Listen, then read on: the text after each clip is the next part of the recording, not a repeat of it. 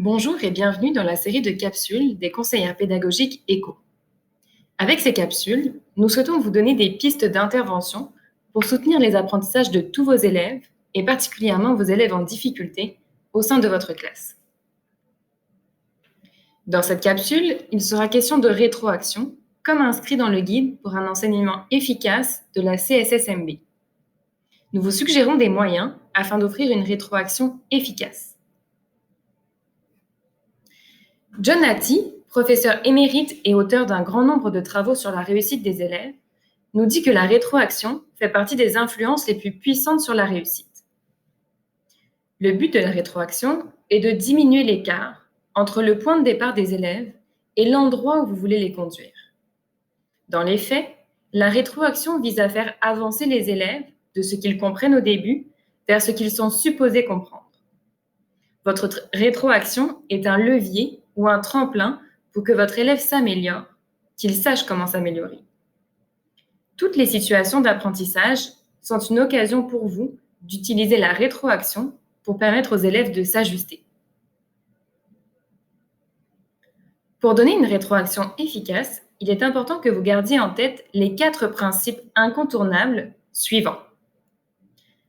Vous devez centrer la rétroaction sur le but de la tâche. Vous devez sélectionner les éléments essentiels sur lesquels la rétroaction va porter. Vous devez fournir une rétroaction constructive, claire et positive, permettant à l'élève de s'améliorer. Vous devez vous assurer que les élèves comprennent et acceptent ce que vous leur dites. Vous devez également prévoir un temps de qualité pour le faire. Voici la production d'un élève sur laquelle nous pourrions donner une rétroaction. Pour vous mettre en contexte, l'élève devait écrire une courte description portant sur une image présentée.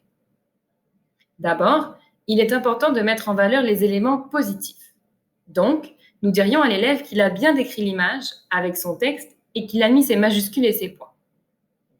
Une rétroaction pertinente possible serait de lui lire son texte tel qu'il l'a écrit, avec les confusions de sons, et de lui demander d'écouter pour voir si c'est ce qu'il voulait écrire. De cette façon, on espère que l'élève détecte ses méprises et tente de se corriger. Ensuite, nous pourrions choisir d'intervenir sur l'orthographe lexicale des mots appris au premier cycle. Nous pourrions choisir un mot pour revenir sur une règle orthographique apprise. Par exemple, la règle contextuelle du S dans le mot poisson ou dessus. Comme intervenant, l'erreur de l'apprenant doit être utilisée comme un levier pour lui permettre de progresser dans ses apprentissages. Vos élèves les plus fragiles ont besoin d'une rétroaction qui donne des informations concrètes et spécifiques à la tâche. Plus c'est explicite, plus l'élève saura comment s'améliorer. La rétroaction doit être adaptée à l'âge et au niveau de compétence de l'élève. Par exemple, pour les élèves plus jeunes, débutants, il est préférable de donner une rétroaction immédiate et le plus souvent de type corrective. Pour les élèves du 3e cycle, il est préférable de fournir une rétroaction d'accompagnement afin de favoriser la métacognition et de lui permettre d'apprendre à s'autoréguler. Pour plus d'informations sur les types de rétroaction, vous pouvez vous référer au document d'accompagnement. Pour conclure, nous vous invitons à visionner cette vidéo illustrant l'impact d'une rétroaction efficace sur une production d'élèves.